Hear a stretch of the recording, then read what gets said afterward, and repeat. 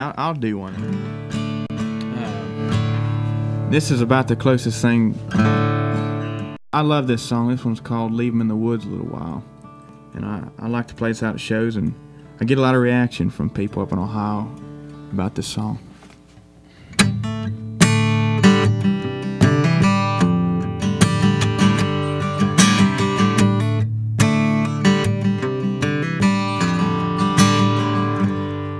I was at the store just the other day, buying 12-gauge shells for 2 old boys. The parking lot had a bad idea. They said, give us some money or you're gonna die. I said, is that right? That's when the 44 in my Carhartt came to life. I said, I'll put this gun away. You listen right here, I'll make it short and sweet, make it nice and clear. Well, I guess you see more respect where I come from when you seen what I seen and done what I done.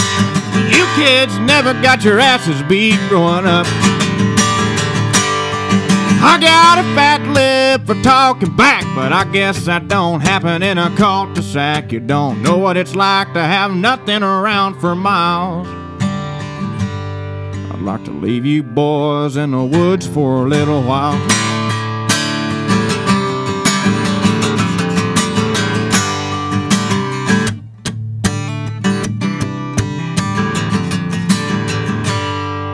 Them 2 old boys went a-running off. What I did was better than calling the cops. They won't mess with another roughneck like they did. Now, if I ever see their faces in town, I know damn well they'll turn around, 'cause it won't be good news if we meet again. Well, them punks couldn't make it in the country. Ain't no way you couldn't handle this way of living one day. Hell, I guess you see more respect where I come from when you seen what I seen and done what I done. Them kids never got their asses beat growing up. I got a fat lip for talking back, but I guess that don't happen in a cul-de-sac. You don't know what it's like to have nothing around for miles. I could leave you boys in the woods for a little while. The woods for a little while.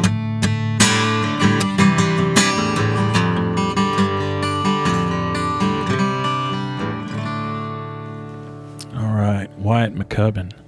I could kind of that's kind of Charlie Daniels reminiscent. It's got a Hank Jr. ring to it, doesn't it? Yeah. But you know what? We've been talking a lot about the outlaw music, and there's something going on that I don't know if you've heard about, but there's actually a movement, and it's actually well into.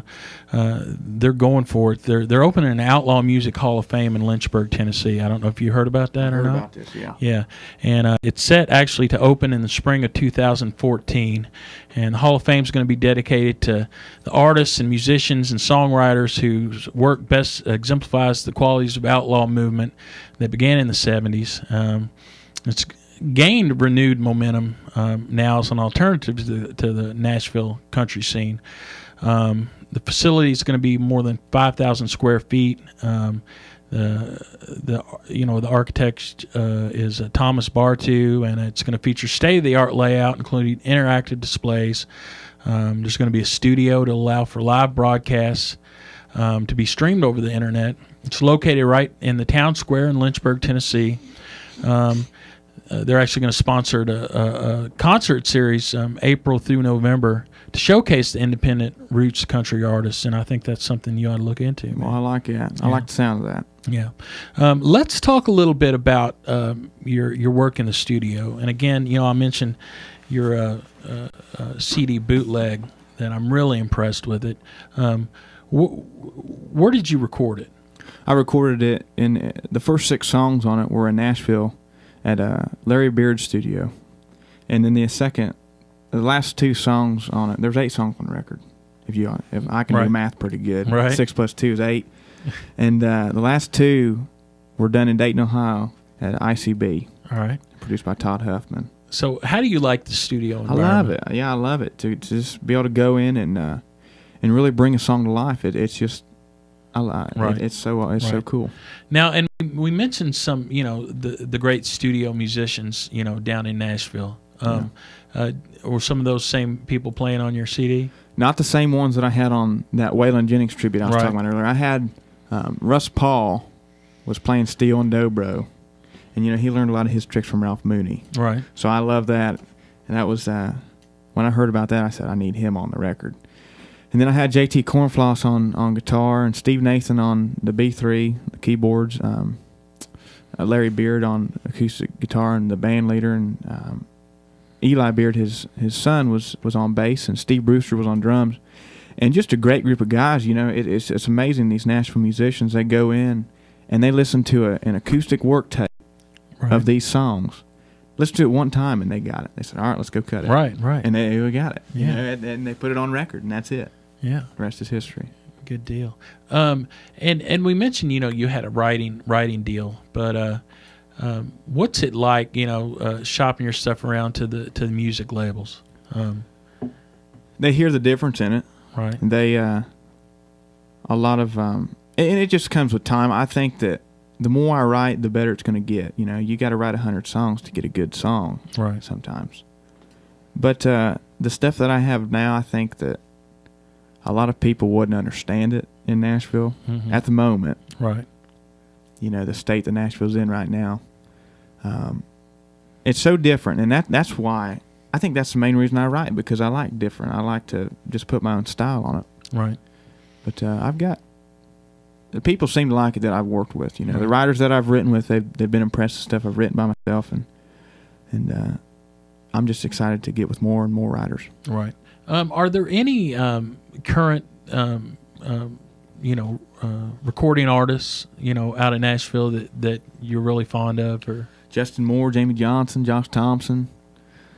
I was talking about Blackberry Smoke. They just got signed to Zach Brown's label not too long ago, that Southern Ground. Yeah.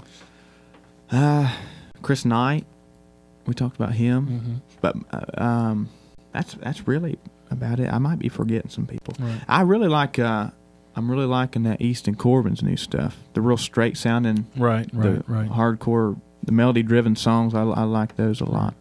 Well, honestly, I think your stuff is right up there with those guys. You mentioned Jamie Johnson; he's one of my favorites. Oh, too. Yeah, he's got one of the best voices around. Right.